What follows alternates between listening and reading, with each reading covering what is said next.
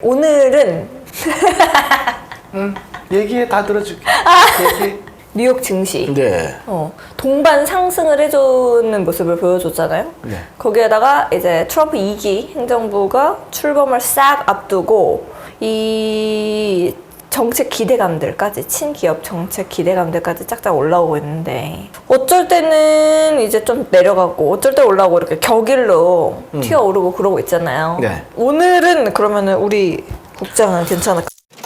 8일 8거래일째 저번 주까지 어떤 일이 벌어졌냐면 퐁당퐁당 돌을 그러니까. 던지자. 하루 올라가고 하루 빠지고, 하루 올라가고 하루 빠지고.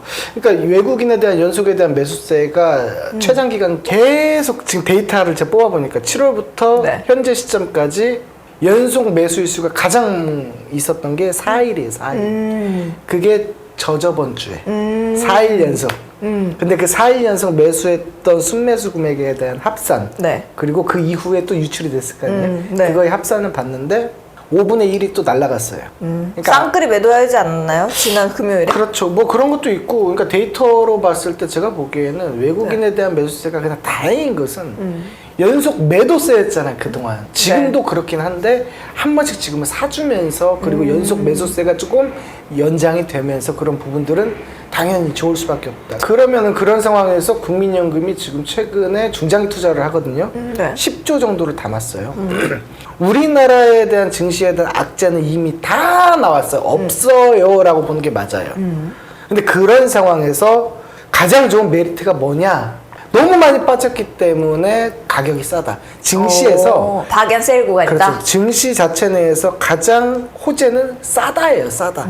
그러면 이 부분이 현재 부각이 되고 있다. 네. 그렇기 때문에 저가 매수세에 대한 유입이 활발히 이루어지고 있고, 거래 대금조차도 코스닥 같은 경우는 보통 이제 안 나왔을 때는 5조에서 6조 왔다 갔다 했는데 지금은 평균적으로 약 7조 정도 됩니다. 6, 7 왔다 갔다 하고 많을 땐 8까지 늘어나고 그래요. 그런 부분은 당연히 개선세가 있다고 보는 것이 맞고, 지난 트럼프 1기 때에 대한 그 데이터를 보면 네. 무역전쟁이다 뭐다 해서 박스권에 대한 횡보는 했지만 전체적으로 그 임기 동안에 이런 성적을 본다면 S&P도 그러했고 나스닥도 그러했고 우리나라 국내 지수도 사실 올랐어요. 네. 약 20% 정도 올랐습니다. 그러니까 위기 속에 기회가 찾아온다라고 보는 게 맞겠죠. 지금의 우리나라 국내 증시에 대한 종합적인 평가는 수급적인 부분만 개선되면 되는데 그게 되고 있다라고 보는 게 맞겠죠.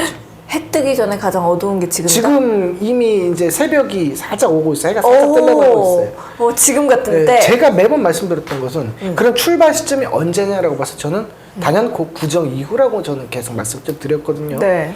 그 부분과, 왜냐하면 트럼프가 이제 임기가 이제 시작이 돼요. 오늘부터요. 이런 부분들과 견주어 본다면 그 국내 시장 같은 경우도 여기서 더 갈 것인가는 일부 가능할 수 있어요. 근데 거기서 대한 제가 항상 말씀드리지만 오늘부터 1개월 정도는 단기 변동성이 나타날 수밖에 없다. 그 이후에 방향을 다시 보일 것이다라고 저는 판단이 되는데 우리나라 국내 증시도 단기 변동성 이후에 우리나라는 상방으로 올릴 수 있는 확률이 약 75% 정도 됩니다. 제가 어저께 또 다 조사를 해봤어요. 그러니까 그런 얘기가 있어요. 영화를 보다 보면 네. 작전이라는 영화를 보면 네. 국회의원 지나가는 걸 보고 마주치면서 지나가는 걸 보고 난 돈이 있는데 돈으로 할 수 없는 것이 있더라. 그것이 권력이다라고 해요. 근데 그게 그거거든요. 그럼 얘는 트럼프는 권력도 있고 다 있어. 이제는 상 받고 싶은 거지. 역사에 남고 싶은 거지. 역사에. 가족을 남기고. 자, 미국 역사상 거지. 대통령 2번 한 사람 누가 있어요? 걔는 역사에 남고 싶은 사람이에요. 트럼프를 메이킹했던 사람이 스승이 따로 있는데 그때를 배우대로 하는 거예요. 변호사? 네. 그 이름 까먹었다. 저도 이름 몰라요. 네. 무조건 공격이다. 막 그런 식으로. 트럼프의 그래서 다듬어진 전략이 항상 뭐냐, 협상 카드는 항상 뭐였냐면 네. 오버예요. 오버. 뭐냐, 맨날 김정은하고 그런 얘기하죠. 그냥 통화 한번 하고 네. 매우 기뻤다. 매우 좋았다. 꼭 그런 과장된 표현들. 음. 24시간 내에 종전을 시키겠다? 그거는 자기가 이제 표현력에 대한 부분이지. 그러니까. 실질적으로. 아, 역시 사업가야. 예, 3개월 정도 걸리겠죠. 아무리 스텝 빠르게 밟는다. 로이- 푸틴도 대기하고 있고, 젤렌스키도 대기하고 있는 건 빨리 끝내는 걸 원해요. 다만, 얼마만큼 더 먹고 끝내냐. 그 맞아. 싸움이거든요. 땅 따먹기 중인 거요. 그러면 젤렌스키 입장에서도 국민투표를 했더니 뭐 31% 정도가 국토를 내주고도 휴전을 했으면 좋겠다라는 거죠. 종전은 절대 나올 수 없어요. 트럼프 머릿속에서는 종전이 있으면 안 됩니다. 네. 트럼프는 휴전이 있어야 돼요. 무조건 휴전입니다. 종전 나올 수가 없어요. 핵을 쏘네 안 쏘네 그 단계까지 갔다가 트럼프가 또 불을 끄지 않을까. 그러니까 지금 그런 완전 총공세를 퍼붓고 있으니까. 그럴 것 같아요. 그거 전략적인 거구나. 예, 그래서 제가 보기에는 지금에 대한 이 재건주들에 대한 소강 상태는 네. 오히려 신규 매수자 입장에서는 조금 더 타이밍을 기다려봤다가 들어가는 것이 좀 낫지 않겠나. 가진 자의 영역이 돼버린 예, 거군요. 예. 전선 문제, 전선 얘기가 LS 전선이랑 대한 전선 이렇게 봤거든요. 근데 LS 전선 자체가 더 좋은 게 이걸 만들 수도 있고 전선을. 그런데다가 매설을 이 뭔지를 봤더니 땅 파가지고 이렇게 하는 거라면서요. 그래가지고 이것까지 다 되는 거는 이 LS밖에 없는데. 맞죠? 왜요?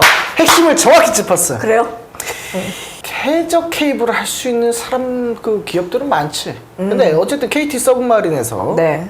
LS로 편입이 되면서 LS 서브마린이 됐죠. 근데 걔네가 네. 가장 중요한 핵심은 뭐냐면 땅 속에 케이블을 매설한다는 거예요. 자, 미국과 중국의 그런 관계. 중국 건 안 쓸 거야. 지금 중국에서 이러니까. 하고 있는 게 뭐냐면 바닷속 깊이 닻을 내려요. 네. 그 닻에다가 칼날을 달아요. 그리고 배를 쭉 가면서 케이블을 다 끊어버립니다. 근데 해저 케이블을 메타하고 마이크로소프트, 구글 애들이 해저 케이블을 깔아야 돼요. 네, 맞아요. 예. 근데 그걸 다 끊고 다닙니다. 그러면 땅 속에 숨어있는 유일한 우리나라의 기업이라 함은 LS인데 머스크가 LS를 네. 언급을 했죠. 예. 그리고 게임 메타에서도 아닌가? 얘기를 했죠. 한다는 얘기거든요. 그러면 이게 메타는- 네. 금액이 얼마나 될까?